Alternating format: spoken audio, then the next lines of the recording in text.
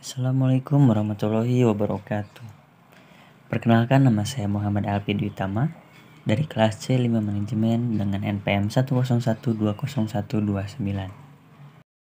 Di sini saya akan mencoba menjelaskan kembali materi tentang hajatul insan ila rasul, kebutuhan manusia kepada rasul untuk memenuhi salah satu tugas UTS mata kuliah pendidikan agama.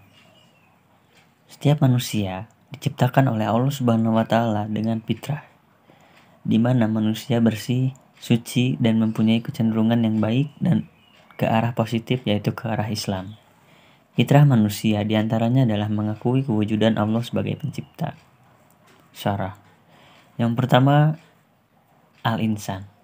Al-insan atau manusia adalah ciptaan Allah Subhanahu wa taala yang diberikan kelebihan dan keutamaan dibandingkan dengan makhluk Allah lainnya. Di antara kelebihan manusia adalah fitrah. Agama Allah yang dijadikannya kepada manusia sesuai dengan fitrahnya. Yang kedua ada fitrah. Fitrah yang ada pada manusia dapat menilai baik buruknya tingkah laku masyarakat ataupun dirinya. Ini disebabkan karena fitrah dimiliki oleh manusia semenjak ia lahir, baik dilahirkan ibu bapak kafir atau jahiliyah. Kecenderungan yang baik senantiasa membawa ke arah Islam, seperti pengakuannya kepada Allah sebagai pencipta. Fitrah ini dibagi menjadi 3. Yang pertama, wujudul khaliq. Kewujudan pencipta merupakan sesuatu yang tak dapat dipungkiri. Manusia pada dasarnya mengakui perkara ini. Allah sebagai pencipta dalam Al-Quran diakui oleh orang kafir sekalipun.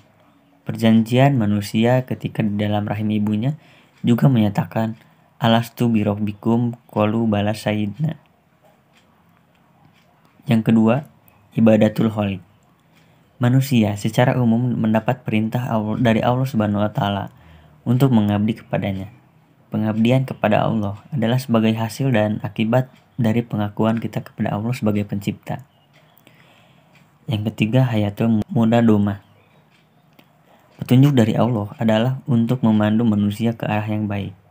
Menurut Jaini, pada tahun 2015, pengertian kepemimpinan menurut Aunur Rohim dapat dibagi ke dalam kedua kategori, yaitu spiritual dan empiris.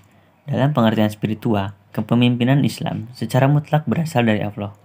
Konsep kepemimpinan dalam Islam berasal dari doktrin tauhid dan dimulai oleh Muhammad sendiri. Yang ketiga, hidayatul rasul. Jika kita hendak mengikuti perintah Allah, maka kita mesti mengikuti perintah Rasul. Apabila kita ingin mengasihi Allah, maka kita perlu petunjuk Rasul. Kaidah ini adalah kaidah yang rabbani, dibawa oleh Islam. Saya hadatain pun terdiri dari pengakuan kepada dua, yaitu Allah dan Rasulnya. Hidayatul Rasul dibagi menjadi 2, yaitu makrifatul khaliq. Petunjuk Rasul digunakan untuk mengenal Allah. Mengenal Allah juga dapat dilakukan dengan cara memperhatikan dan memikirkan alam sebagai penciptanya. Yang kedua, minhajatul hayah. Petunjuk Rasul juga digunakan untuk mengamalkan Islam yang benar dan yang dirahai oleh Allah Subhanahu wa taala. Rasul sebagai ikutan dan teladan yang baik untuk diikuti dalam mengamalkan Islam secara benar. Yang keempat, ibadatul shahih.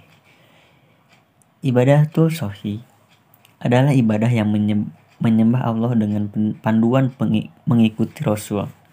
Rasul sebagai penerima wahyu dari Allah harus diikuti, dan sebagai keperluan bagi kita untuk menjadikannya sebagai contoh dan petunjuk menjalankan ibadah yang benar. Ta'riful Rasul. Pengertian ar-Rasul. Dari segi bahasa, Rasul berasal dari kata rasola, yang berarti mengutus, sedangkan kata Rasul adalah bentuk infinitif dari kata rasala yang berarti utusan atau seseorang yang diutus. Ada 2 kata kunci untuk memahami definisi Rasul. Yang pertama, hamirul risalah, membawa dan menyampaikan risalah. Yang kedua, qudwatu fil tatbikir risalah, menjadi qudwah atau contoh bagi umat manusia dalam melaksanakan ajaran yang dibawanya. Sebagai catatan, ada yang perlu dicatat atau ada yang perlu diingat. Yang pertama, memiliki sifat-sifat asasiyah, yaitu sifat-sifat yang dasar yang layak baginya, misalnya sifat sidik, amanah, tablik, dan patonah. Yang kedua, memiliki al-mu'jizat, yakni perkara-perkara luar biasa yang mendapat dilakukannya dengan izin Allah untuk melemahkan mereka-mereka yang menentangnya. Yang ketiga, adanya al-bisyarat, berita gembira kedatangannya. Kabar gembira kedatangan seorang rasul ada kalanya telah diberitakan oleh rasul-rasul sebelumnya. Yang keempat, adanya an-nubuwat, berita-berita kenabian yang disampaikannya. Setiap rasul senantiasa membawa berita dari Tuhannya melalui wahyu berisi ajaran, perintah, dan larangan atau peristiwa-peristiwa masa lalu dan masa yang akan datang. Yang kelima, adanya at-tasamarat, hasil dakwah dan yang dilakukannya. Di antara hasil dakwah yang diwujudkan Rasulullah SAW adalah munculnya generasi unggul dari sisi keimanan, ilmu, dan amal, sehingga mampu berkuasa di muka bumi dan menebarkan ajaran Islam ke seluruh penjurunya. Makanatur Rasul, kedudukan Rasul. Yang pertama, abid min ibadillah, hamba di antara hamba-hamba Allah, yang terdiri dari insan atau manusia. Yang kedua, nasab atau keturunan. Yang ketiga, fisik. Yang keempat, sirah nabawiyah, sejarah kenabian. Yang kedua, as-sunnah. Di antaranya fikul akom, fikih hukum.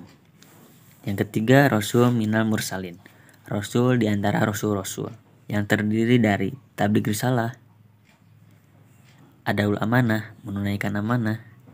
Yang ketiga, imamatul umat, pemimpin umat. Dan yang terakhir, dakwah nabawiyah, dakwah kenabian. Sifat-sifat Rasul. Rasulullah Muhammad SAW memiliki sifat-sifat kerasulan.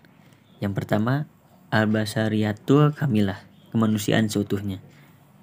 Yang kedua, al-ismah, terpelihara dari kesalahan dan dosa. Yang ketiga, asidik, jujur. Yang keempat, al-patonah, cerdas. Yang kelima, al-amanah. Yang keenam, at-tabligh. Dan yang ketujuh, al-iltijamul kamil, komitmen yang sempurna terhadap kebenaran. Beliau tidak pernah bergeser sedikit pun dari kebenaran. Beliau senantiasa berkomitmen kepadanya dari segala sisinya. Salah satu contohnya adalah beliau tidak bergeming sedikit pun menghadapi tipu daya musyrikin Quraisy yang berusaha menodai dakwahnya. Sekian dari saya, mohon maaf apabila ada kesalahan dan kekurangan. Saya Muhammad Alfi Dwi Tama. Wassalamualaikum warahmatullahi wabarakatuh.